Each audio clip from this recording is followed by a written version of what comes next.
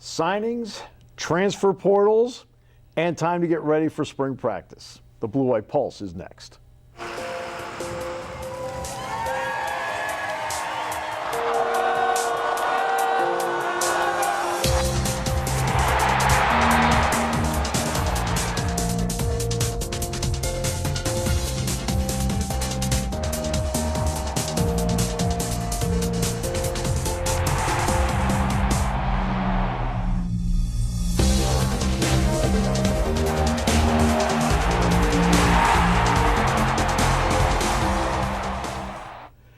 Well, welcome to the Blue White Pulse. Steve Jones, Jay Paterno, Josh Berger. We're glad to have you guys on hand. All right, so let's get to National Signing Day 2.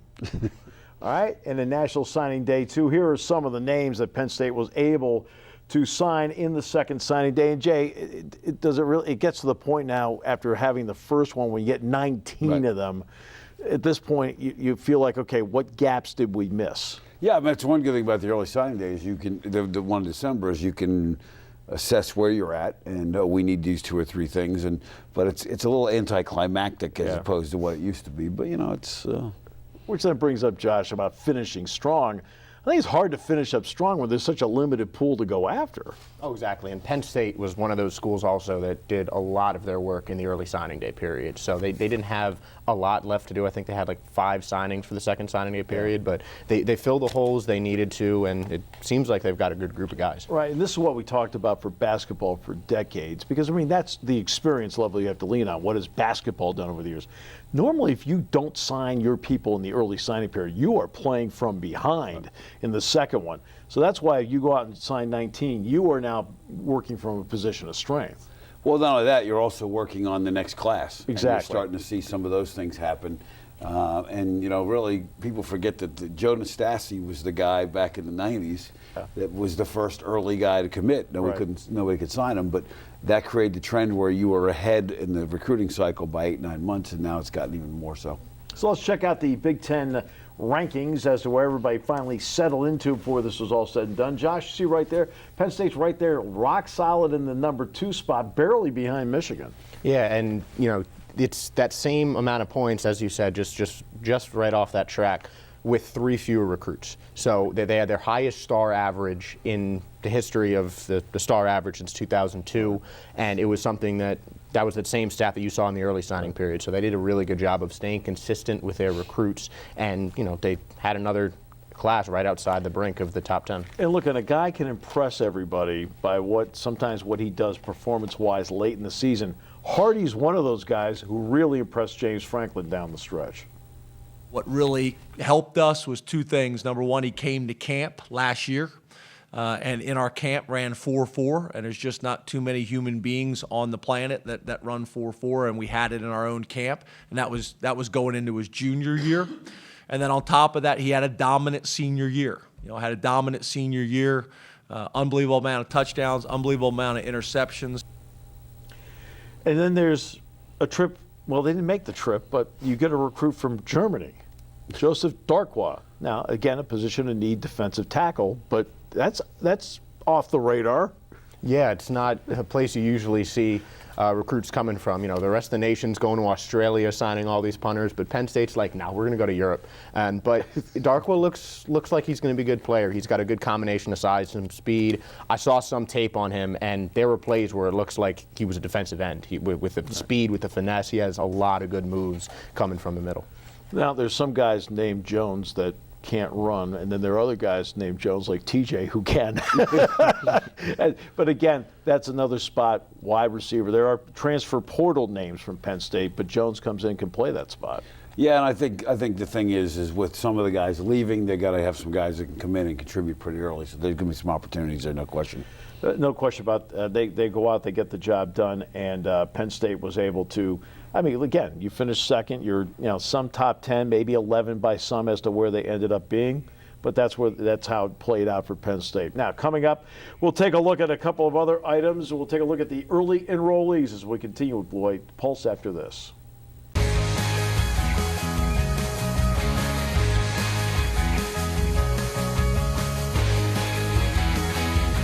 Welcome back to Blue White Pulse. Early enrollees, 14 of them for Penn State. including 11 scholarship early enrollees. Big plus. Let's start with the defense. Let's take a look at some of the defensive early enrollees. And two critical linebackers that were very high on everybody's list along the way, Josh. When you look at that list, and you can tell us a little bit about Keaton Ellis, because you saw him probably more than all of us. Yeah, well, Keaton Ellis, we saw him 2 games during our Game of the Week coverage, and he looked like he was ready. You know, he was so athletic, so fast. He's listed at just 5'11", 177 pounds, but he looks even bigger than that. I mean, he's a guy who can do some serious damage for Penn State. I think he's very talented. Jay, I want to get to the early enrollee part. Not a new concept. I mean, people would forget that, for example, Maurice Clarett was actually an early enrollee at Ohio State. But Dan Connor, I think Dan was the first one I can think of. I'm not sure, but certainly Derek Williams was one, and we've had some. Justin King was one who's on the staff now. Right. But What kind of difference does that make, not only in terms of what you can do with them, but also getting acclimated to school? Well, I think acclimation to school is number one. And, in the past, the first thing they were doing was going to preseason camp, and they're getting over the homesickness, and they got a game coming up. But now, when you look at the linebackers that are coming, for example, Penn State needs some depth at linebacker. Yes. It was evident last year. And having them go through a spring practice, getting acclimated to school, getting used to the rhythms of what college life is like. Getting into the strength and conditioning program. And that's going to be big for them, no question. Yeah, and you mentioned Brandon Smith. There's also Adisa Isaac, who's another big name on this list as well, along with Dixon from Michigan. Yeah, Isaac is very athletic, from Brooklyn, New York, so not always a huge hotbed of football, but he played some wide receiver at college too, so or in high school rather. There's a lot that he can bring to the table. Yeah, it's interesting you bring up New York, because I think New York's become a difficult state to evaluate because they only play 7 games in a season. They've limited the season. That becomes a tough evaluation, doesn't it, Jay? Or is or camps more important? Well, I think camps are, they look at these guys, they're all going to one-day camps, and they're all going to these combine camps, so to speak. So that's a big part of it. But 7 games certainly does limit your thing. But the other part is you're getting guys that aren't as dinged up, and they don't have a lot of mileage in their treads, so to speak. But so it's kind of a little bit of both. That, mileage on the tread. You looked right at me when you said that. All right, let's get to the Hey, Steve, I got a lot of mileage on the treads too. Let's get to the offensive early enrollees. All right, and John Stroh's in the room says, hey, that's 3 good ones he's had today.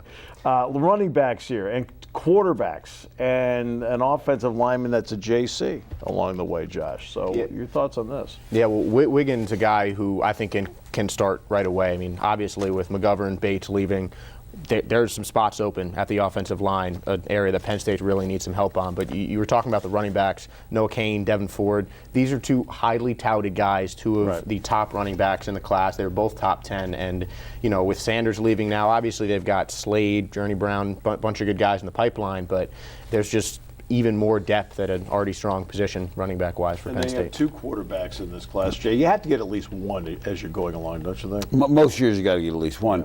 Yeah. The question is, when you look at the running backs and the quarterback thing, is with the transfer portal now, the tough part is going to be keeping them all happy, because there's only one football to go around. So that's going to be the challenge. So we'll see how that works out.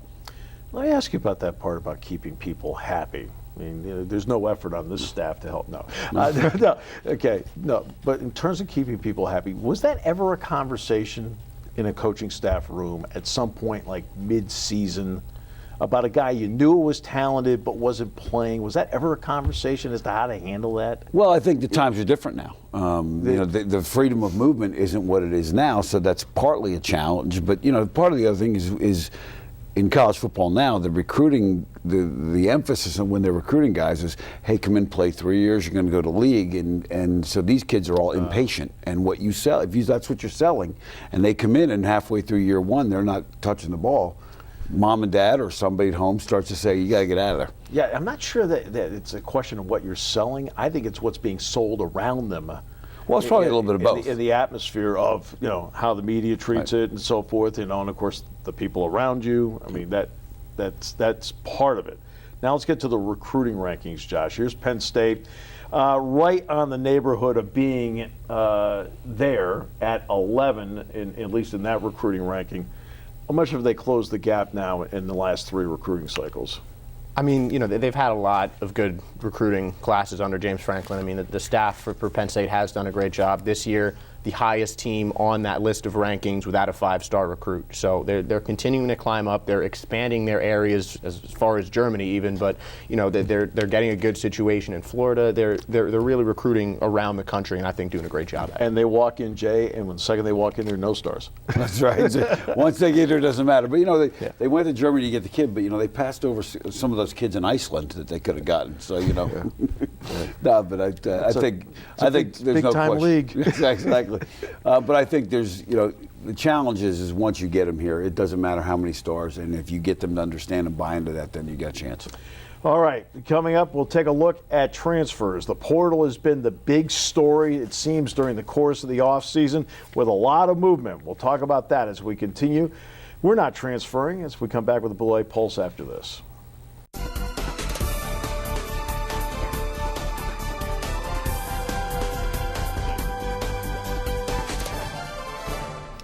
Despite repeated efforts to trade me and encourage me to transfer, I'm still here.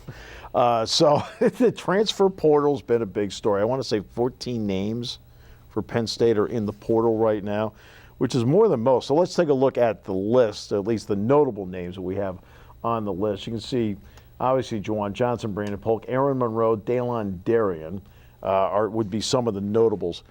Something that's interesting in this, at least to me, and we'll get your take here, all of these guys that are in the transfer portal would have provided valuable depth. There's one or two that may have competed for a starting job, but it's the depth component. That's how I looked at it.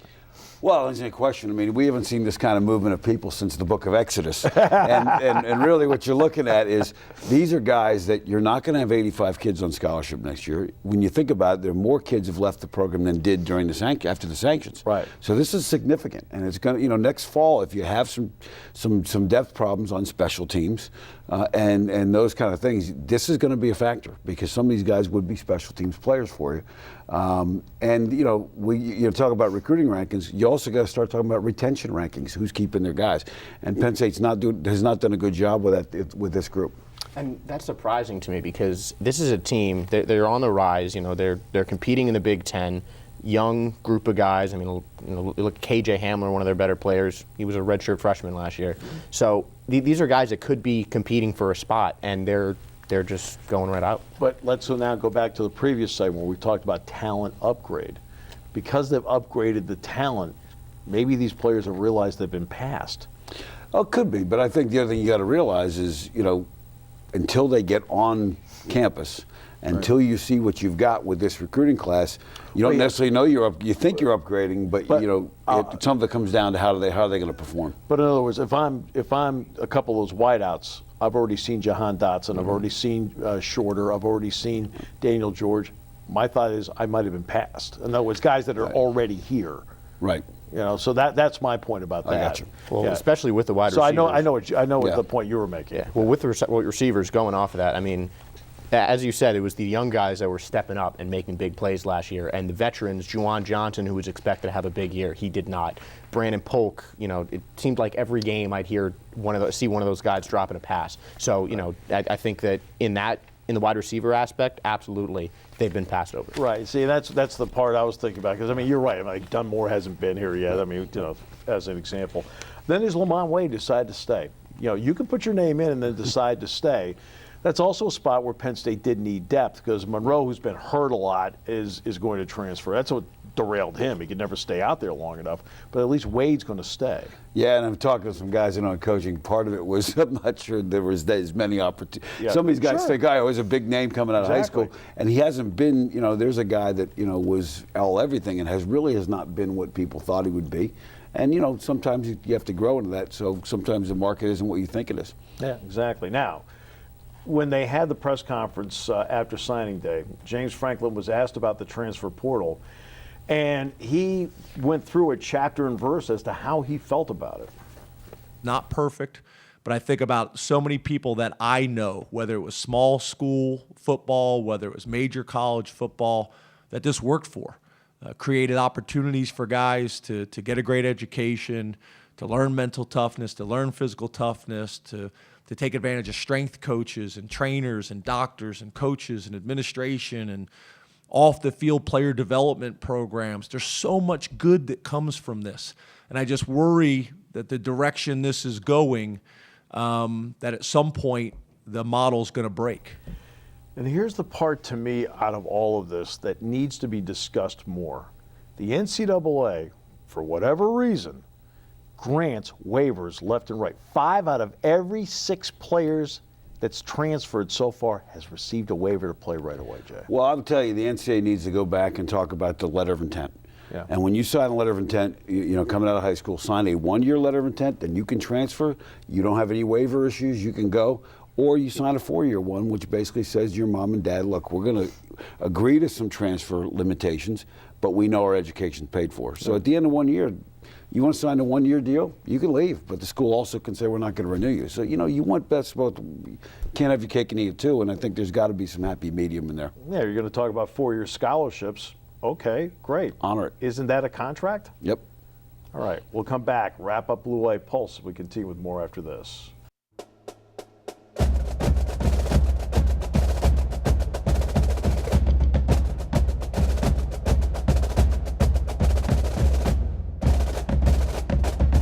All right, welcome back. Great to have you with us. We'll get now into staff changes. One just recently happened. Kenny Sanders, who's going to Oregon in the recruiting area for the Oregon football program. Kenny did great work here. And then there's Jared Parker coming in as the wide receiver coach from Duke. He had been the interim head coach at Purdue when they were going through problems. So let's just take a look at his file coming. You can see what he's done. He has a great reputation as a wide receiver coach, and the fact he was around Jaywan Sider certainly helps. I mean, when hiring, how much does it help to have practical experience with other people on the staff? Well, I think it's good you can bring somebody in, and I think, you know, having been at Duke, Cutcliffe is one of the best pass game guys there is in the country, so that's obviously a plus for him coming in. And Jared Parker talked about his new assignment here at Penn State, what it means. I think that you approach catching the football just like Steph Curry approaches shooting a three. And Steph Curry could care less whether he misses. And you can't focus and have this belief of failure every time the ball comes. And if not, it becomes this epidemic. And maybe that's what happened in some ways, of this thing that kind of just turns into this monster that you can't really stop. And how do you do that? Just by mental wiring and trying to get a bunch of young men to understand and trust and have confidence and allow me to kind of carry that burden as opposed to them, if that makes sense. And it does, because Penn State last year actually ran for more yards and had more yards per carry than they did with Saquon Barkley the year before. What was the difference? Drives kept getting stalled. Suddenly, instead of having a 2nd and 2 on a completion, it's now 2nd and 10, right? Which then changes how you want to play it. Yeah, and we talked about the issues with the wide receiver class, and I think, you know, that's why he was brought in. You know, Duke's wide receivers accounted for something like 70% of their passing yards, with a quarterback who is now top 5 in terms of NFL prospects. So, I mean, clearly he has the pedigree to change things, and he's got the talent at Penn State to make positive change and, you know, keep those Penn State wide receivers, get them back to the level that they can play at. And right now, veterans are in the transfer pool, as we pointed out before, in the portal.